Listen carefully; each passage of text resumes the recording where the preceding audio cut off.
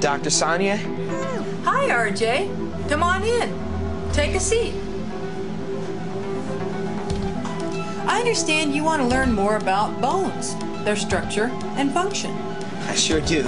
I want to be the best cross-country runner in my state, and knowing more about my body might actually be an advantage. And after meeting Leland Melvin, I want to learn more about astronauts and how their bones could be affected by spaceflight. Sure. I'd love to discuss your body's skeletal system with you. Students, working in groups, take a few minutes to answer the following questions. What does a skeletal system do? It may be helpful to sketch a picture. List some types of bones in your body and explain their function. What are some ways to keep your bones healthy? How are the skeletal and muscular systems related? It's now time to pause the program. Without the skeletal system, your body would collapse. Your skeleton has many functions. It provides shape and support, protects your internal organs like your brain, heart, and lungs, enables you to move, produces red blood cells, and stores important minerals until your body needs them. You have about 206 bones in your body. For example, your arm consists of the humerus, radius, and ulna. Your leg consists of the femur, patella, tibia, and fibula. All your bones are connected to the vertebral column, or backbone, in some way. I mentioned earlier that the skeletal system enables you to move. Most of the body's bones are associated with muscles. The muscles pull on the bones to make the body move. So the muscles and bones in our bodies work as a system? That's a great observation, RJ. That's why we can't just learn about muscles without understanding about bones, and vice versa. Bones also store minerals such as calcium and phosphorus. These minerals make the bones strong and hard. They're packed tightly together. In fact, bones are so strong that they can absorb more force without breaking than concrete or granite rock. And bones are much, much lighter. Is there anything else in bones besides calcium and phosphorus? Yes. Bones also contain living cells and tissues, such as blood and nerves. As you grow, new bone tissue is produced. Even after you are grown, your bones continue to form new bone tissue. So what does the inside of a bone look like? Well, for example,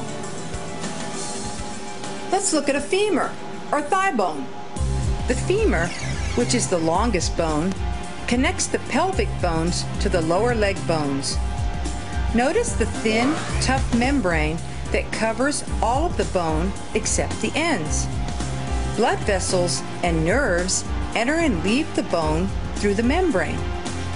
Beneath the membrane is a layer of compact bone, which is hard and dense. Just inside the compact bone is a layer of spongy bone. Spongy bone is found in the backbone and at the ends of the bones. Like a sponge, spongy bone has many small spaces within it. This structure makes spongy bone lightweight but strong.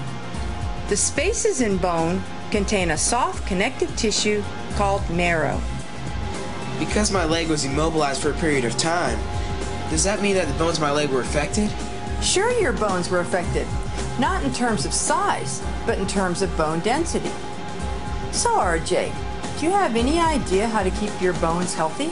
Well, I believe good nutrition and exercise is the key to strong and healthy bones. Way to go, RJ. You're pretty good. I learned about good nutrition and exercise from the NASA Connect program. Better health from space to Earth. Go to the NASA Connect website to learn more.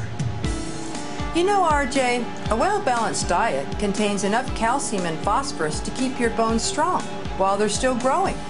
Meats, whole grains, and leafy green vegetables are all excellent sources of both minerals. Dairy products, including milk, are excellent sources of calcium. Exercise is also important to help bones become stronger and denser. But you don't have a problem with that because you work out all the time. I also learned that it's important to develop good nutrition and exercise habits when you're young. That's true. It's very important because your body's bones are still growing. Beth Shepard told me earlier that astronauts' bones become weaker and smaller after they return from space. How much do they lose? Well, it depends on a number of factors, such as spaceflight duration, amount of exercise in space, nutrition, and body chemistry. Most of the bone loss occurs in the lower portion of the body, primarily from weight-bearing bones.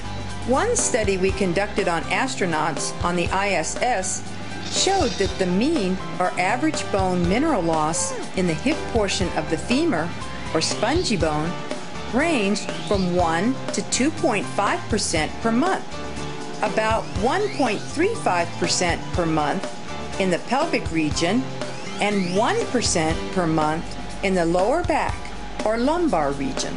That's really interesting. So what happens when astronauts go to Mars and beyond?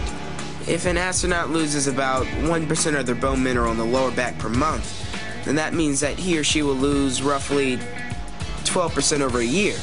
Since the current missions haven't lasted that long, we don't actually know, but it is likely, and therefore we need to conduct more research to know for certain.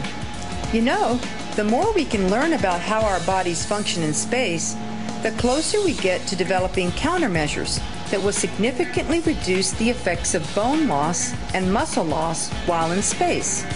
Space research is important because it helps us to understand how our bodies function here on Earth.